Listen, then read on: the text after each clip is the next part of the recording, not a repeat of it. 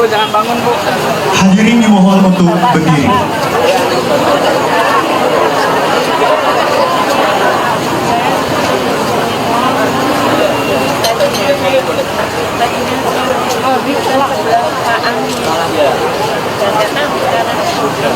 Ini, siap. Nanti saya kasih tahu. Ini apa kabar? Aku ada di sini.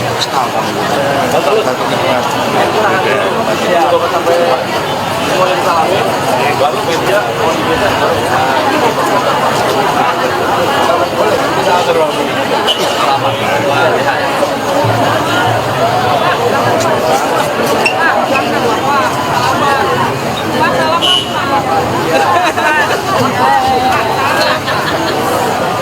Pak, kita ketemu di Macbeth lah, Pak. Sama-sama di Mekah. Mari kita ikut kalau gitu. Oke, cukup, Pak.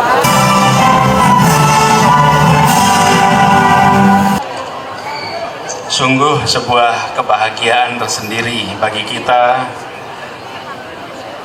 berkumpul di Gedung Juang ini untuk melakukan napak tilas. Ini kegiatan yang sudah diselenggarakan ke-35 kalinya. Bapak-bapak yang hari ini berada di Dewan Harian Nasional, izinkan kami menyampaikan pertama, sebagai generasi yang hitungan usia biologisnya lebih muda, izinkan kami menyampaikan terima kasih dan apresiasi atas perjuangan Bapak-bapak Ibu sekalian.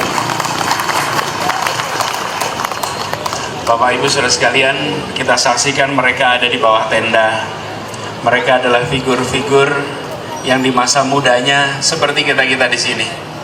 Bedanya mereka panas-panas dengan mengambil risiko. Ketika mereka berangkat untuk berjuang, mereka tak tahu akan bisa pulang atau akan kembali justru ke hadirat Tuhan Yang Maha Kuasa. Mereka diberikan karunia umur panjang, diberikan kesempatan untuk menyaksikan kita semua di sini. Karena itu Bapak sekalian, saudara-saudara, apalagi generasi yang lebih muda, kita sampaikan kepada mereka bahwa kita berkomitmen untuk meneruskan perjuangan yang telah mereka mulai di masanya.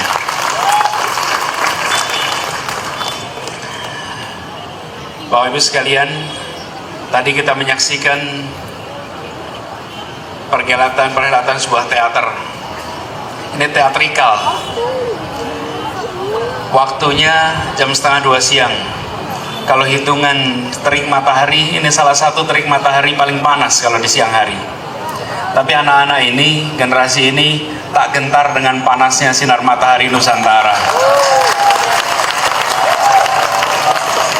Seperti juga Bapak-bapak Ibu pada saat dulu berjuang, tidak pernah mempertanyakan ini panas atau ini dingin, ini hujan atau ini kering. Dan tipe pejuang-pejuang gerilyawan seperti itu, mereka tidak berangkat dengan menghitung perbekalannya dulu, menghitung amunisinya dulu. Tipe gerilyawan adalah berangkat ke medan dengan apa adanya, dan modal perjuangan didapat di perjalanan. Saudara-saudara, teman-teman semua peserta napak tilas, hari ini kita memperingati, karena itu saya ingin garis bawahi, jangan sampai peringatan-peringatan seperti ini hanya kita jadikan sebagai sebuah ritual upacara. Ini disebut peringatan karena tugasnya untuk memperingatkan kita. Ini bukan sekedar upacara untuk napak tilas bagi kita sendiri, bukan.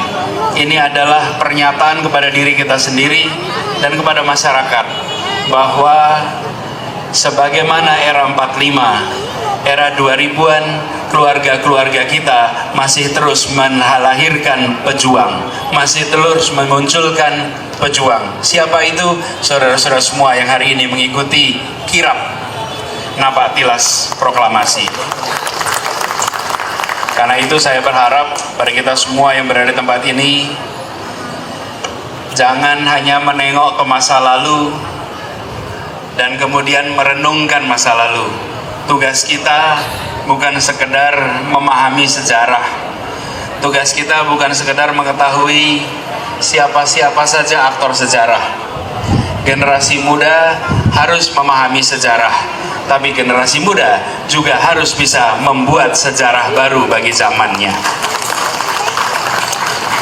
Karena itu peringatan pada hari ini jadikan kesempatan untuk berkomitmen bahwa perjuangan mereka akan diteruskan dan perjuangan mereka justru akan diwujudkan dalam kehidupan Indonesia yang lebih baik.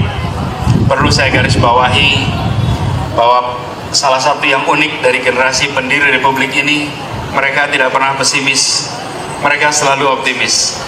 Dalam hal apapun selalu optimis. Bahkan kalimat-kalimat yang mereka tuliskan selalu kalimat-kalimat yang positif, tidak pernah menggunakan kalimat yang negatif. Tidak ada kalimat mengentaskan kemiskinan, yang ada memajukan kesejahteraan umum. Tidak ada kalimat memerangi kebodohan, yang ada adalah mencerdaskan kehidupan bangsa. Ini adalah pesan-pesan. Di masa itu 95% penduduk Republik buta huruf, tetapi mereka tak pernah mengirimkan pesan yang negatif. Sama Bung Karno, proklamator kita, Bung Hatta, mereka adalah orang yang sangat terdidik di zamannya. Mereka semua bergelar sarjana di saat mayoritas penduduk ini, 95% penduduk kepulauan ini buta huruf. Tapi Bung Karno mengatakan, beri saya 10 pemuda dan saya akan guncang dunia. Beliau tak pernah sedikit pun mengatakan 9 dari 10 pemuda itu buta huruf. Padahal statistiknya menunjukkan bahwa 9 dari 10 pemuda itu buta huruf, karena 95% dari kita masih buta huruf. Tapi beliau tidak memangkas percaya diri bangsa. Hari ini kita tidak boleh menjadi bagian yang memangkas percaya diri bangsa. Kita justru harus menjadi bagian yang membangkitkan percaya diri bangsa. Karena itu saudara sekalian, mari kita benar-benar gunakan kesempatan ini lebih dari sekadar berupacara, tapi ini adalah perwujudan dari semangat kita untuk meneruskan perjuangan mereka.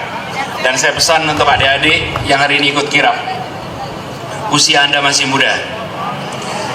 Anak muda punya masa depan, perjalanan masih panjang, dan pengalaman Anda mengikuti kirap ini jadikan sebagai penanda untuk diri Anda sendiri, komitmen bahwa di Jakarta ada puluhan ribu, ada ratusan ribu siswa, dan Anda yang mengikuti kirap adalah anak-anak terpilih yang berkomitmen untuk menjadi garda terdepan di dalam meneruskan perjalanan ini.